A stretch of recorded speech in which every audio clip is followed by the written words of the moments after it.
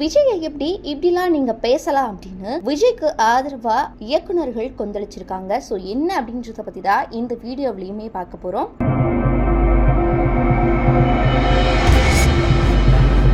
விஜய் அரசியல்ல வந்ததுக்கு அப்புறமா நிறைய பல்வேறு விதமான விமர்சனங்களும் தாக்குதலுக்கும் உள்ளாகிட்டே தான் இருக்காரு.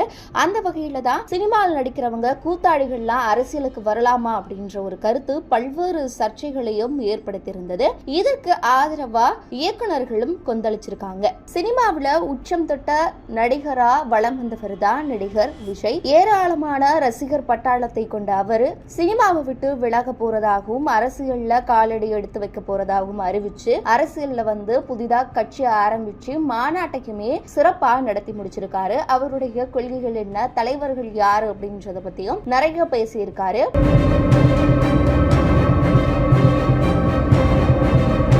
இந்த நிலையில முதல் மாநாட்டிலையுமே கூத்தாடிகள்னு சொல்றாங்க. கூத்தாடிகள்னா என்ன? சினிமா வந்து வெறும் பொழுதுபோக்குக்காக மட்டும் கிடையாது, சினிமா நம்ம வாழ்க்கையில பெரும் அங்கம் வகிச்சிருக்கு அப்படின்னும், சினிமா மூலமா நம்மளுடைய வாழ்க்கைக்கு தேவையான நிறைய விஷயங்கள் கிடைக்கிறதாகவும் அந்த மேடையில அவர் தெரிவிச்சிருந்தாரு. இந்த நிலையில தான் இந்த கூத்தாடிகள் அப்படின்னு சொல்லக்கூடிய ஒரு கருத்துக்கு இயக்குனர்கள் காட்டமா பதிலளிச்சிருக்காங்க. யார் யாரு அப்படின்னு பார்க்கும்போது சினிமா இயக்குனர்களான RV உதயகுமார் மற்றும் பேரரசு உள்ளிட்டோர் திரைப்பட நிகழ்ச்சியில ஒண்ணுல விஜய்க்கு ஆதரவாக பேசியிருக்காங்க.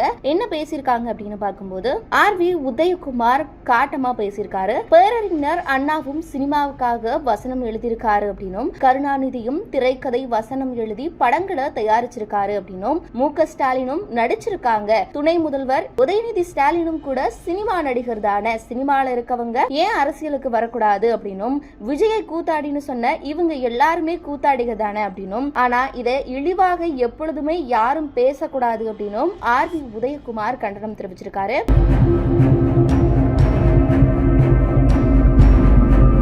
அது மட்டும் இல்லாம விஜய் இப்போதுதான் அரசியல்ல அடி எடுத்து வச்சிருக்காருனும், அதற்குள்ள அவரை இவ்ளோ இழிவுபடுத்தி அழித்து பேச வேண்டுமா, சினிமாக்காரர்களை அசிங்கப்படுத்தும் விதமா பேசுவதை எல்லாரும் கொஞ்சம் கூட ஏற்றுக்கவே முடியாது அப்படின்னும் அவருடைய கண்டனத்தை பதிவு செஞ்சிருக்காரு. அது மட்டும் இல்லாம மேலும் ஒரு இயக்குனரான பேரரசு, இவரு நடிகர் விஜய் வைத்து திருப்பாச்சி, சிவகாசின்னு 2 மிகப்பெரிய வெற்றி படங்களை கொடுத்திருக்காரு. இயக்குனர் பேரரசு ரச்சிதா மகாலட்சுமியின் எக்ஸ்ட்ரீம் படத்துடைய விழாவில் கலந்துகிட்டு பேசும்போது சினிமாவில தான் நிறைய நல்ல விஷயங்களை சொல்லி கொடுக்கிறோம் அப்படின்னும், சினிமாவில தான் அவன் எவ்வளவு ஊழல் பண்ணா, இவன் எவ்வளவு ஊழல் பண்ணா, எவ்வளவு மோசடி, அரசியல்வாதிகள் எப்படி பேசுவாங்க, அரசியல்னா என்ன அப்படின்னு சினிமா மூலமா தான் மக்களுக்கு நிறைய விஷயங்களை தெரிவிச்சிருக்கோம் அப்படின்னும், ஒரு சாதிக்கு வைத்து தப்பா பேசக்கூடாதுன்னு சொல்றாங்க, சினிமா நடிகர்களை கூத்தாடின்னு கேவலப்படுத்தலாமா அப்படின்னும் பேரரசு கேள்வி எழுப்பியிருக்காரு.